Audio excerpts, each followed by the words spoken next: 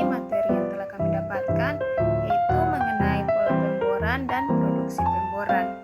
Di sini ada beberapa poin penting yang akan saya bahas, yaitu yang pertama ada pola pemboran tambang terbuka. Di sini pada pola pemboran tambang terbuka terdapat 4 poin penting, yaitu yang pertama square bujur sangkar, yang kedua rektangular persegi panjang, yang ketiga zigzag bujur sangkar, dan yang keempat zigzag persegi panjang. Pada poin yang kedua di sini akan saya bahas yaitu pola pemboran bawah tanah. Nah, di sini pada pola pemboran bawah tanah terdapat 4 poin juga, yaitu yang pertama ada center cut, yang kedua ada wedge cut, yang ketiga ada dredge cut, terus yang terakhir ada burn cut. Selanjutnya ada 8 metode pemboran, yaitu yang pertama adalah mekanik, yang kedua thermal, yang ketiga hidraulik, yang keempat sonik, yang kelima kimiawi, yang keenam elektrik, yang ketujuh seismik, dan yang terakhir yaitu nuklir. Terus di sini juga ada faktor-faktor yang mempengaruhi produktivitas pemboran, yaitu yang pertama ada sifat batuan. Di sini pada saat kita melakukan pemboran, pertama yang kita harus ketahui yaitu sifat fisik batuan. Yang kita ketahui batuan itu sifat fisiknya itu batuan itu termasuk batuan yang keras atau batuan yang lunak, sehingga mempermudah kita dalam proses pemboran. Yang kedua ada geometri dan pola pemboran, di mana geometri dan pola pemborannya itu ada 3 parameter penting, yaitu yang harus diperhatikan yaitu ada diameternya, terus kedalamannya dan kemiringannya. Yang selanjutnya ada umur dan kondisi mesin. Pada umur dan kondisi mesin ini ada beberapa hal yang harus kita perhatikan, yaitu ketersediaan mekanik, ketersediaan fisik, dan penggunaan ketersediaan serta penggunaan efektif dari alat tersebut. Nah, yang terakhir itu ada keterampilan operator. Nah, di sini untuk keberhasilan dari pemboran itu tentunya keterampilan operator sangat berperan penting. Ketika operator itu handal dalam menggunakan alat bor, maka tentu saja pemboran itu akan semakin tingkat keberhasilannya itu akan semakin tinggi jika operatornya itu handal dalam penggunaan alat bornya. Di sini ada salah satu contoh soal yang akan saya bahas, yaitu soalnya pemboran tambang batu bara.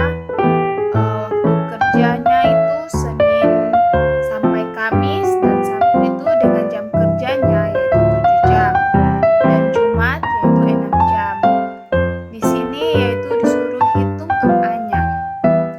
Nah, untuk mendapatkan MA-nya, pertama kita harus menentukan waktu kerja totalnya, yaitu di mana waktu kerja totalnya itu 5 dikali 7 ditambah 6 dikali 1 dibagi 6.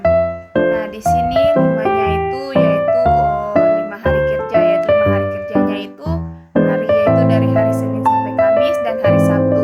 Dengan 7-nya itu yaitu 7 jam kerja, yaitu jam kerja dari hari Senin sampai Kamis dan hari Sabtu. Nah, ditambah dengan 1-nya itu 1 hari kerja, yaitu hari Jumat, dengan jam kerjanya pada hari Jumat yaitu 6 jam.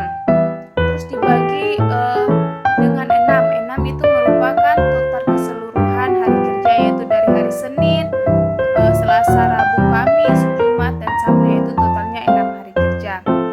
Nah, maka W totalnya itu sama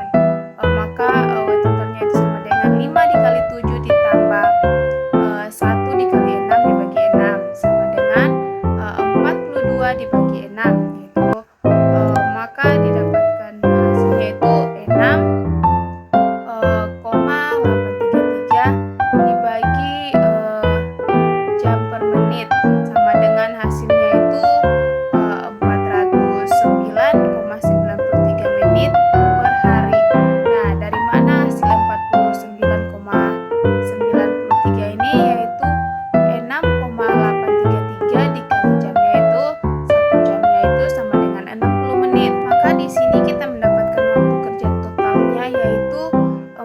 209,93 menit per jam.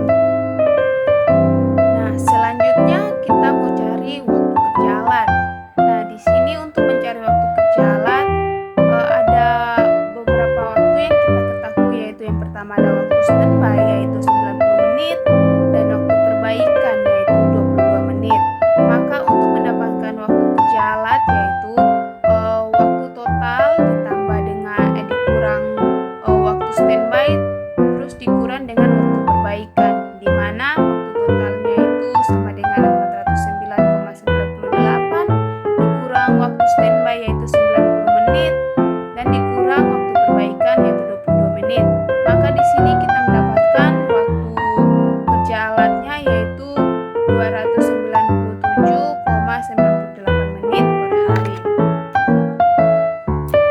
Setelah menghitung waktu kerja alat, selanjutnya kita dapat menghitung MA-nya. Di mana untuk mendapatkan MA, rumus yang kita gunakan yaitu waktu kerja alat atau W dibagi dengan waktu kerja alat ditambah dengan waktu tunda dikali dengan 100%, di mana nilai dari waktu kerja alat yaitu 297,98 dibagi dengan 297,98 ditambah dengan 22 dikali dengan 100%. Maka MA yang kita dapatkan hasilnya adalah 93,12%. Di sini untuk mencari umur dan kondisi mesin itu terdiri atas kesediaan fisik atau PA dan penggunaan kesediaan atau UA dan penggunaan efektif atau EU. Nah, yang pertama kita akan mencari PA-nya. Di mana untuk mencari PA kita menggunakan rumus PA sama dengan W ditambah S dibagi T dikali dengan 100%. Di mana W itu merupakan waktu kerja dan S itu merupakan waktu standby atau waktu menunggu alat dan T itu merupakan jumlah jam kerja tersedia. Nah, selanjutnya untuk mencari penggunaan kesediaan atau UA itu kita menggunakan rumus di mana UA itu sama dengan W dibagi W ditambah S dikali dengan 100%, di mana W itu merupakan waktu kerja dan dibagi waktu kerja juga ditambah dengan waktu standby atau waktu menunggu alat.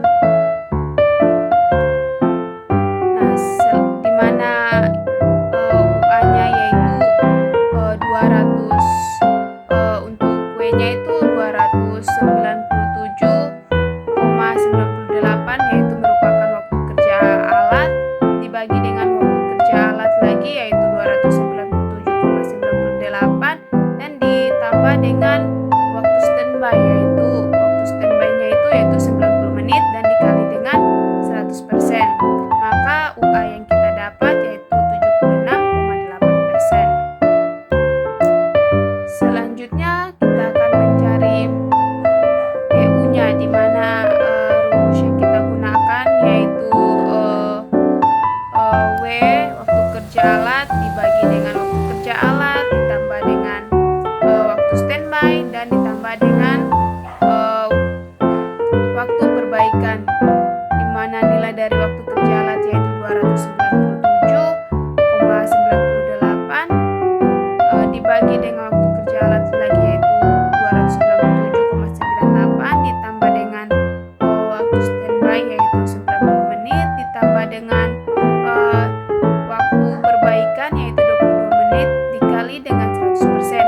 Maka hasil EU yang kita dapatkan yaitu 72,68%. Nah, setelah mencari EU, selanjutnya kita akan mencari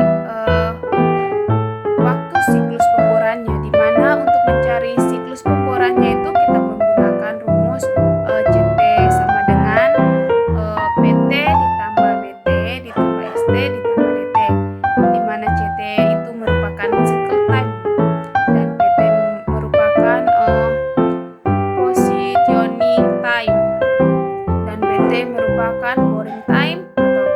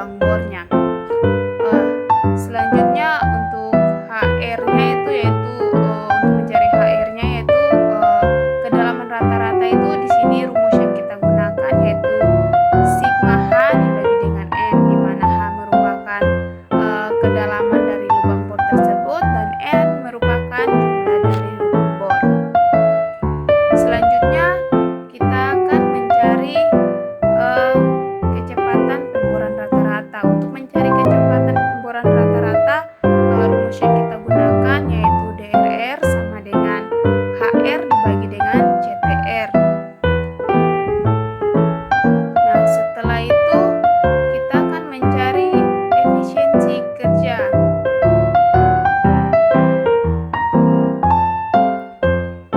Di mana untuk mencari efisiensi kerja itu rumus yang kita gunakan yaitu EK sama dengan PP dibagi WT dikali dengan 100%, di mana EK itu merupakan efisiensi kerja dari pengeboran dan WP merupakan waktu yang digunakan untuk pengeboran dan WT merupakan jumlah waktu kerja terjadwal.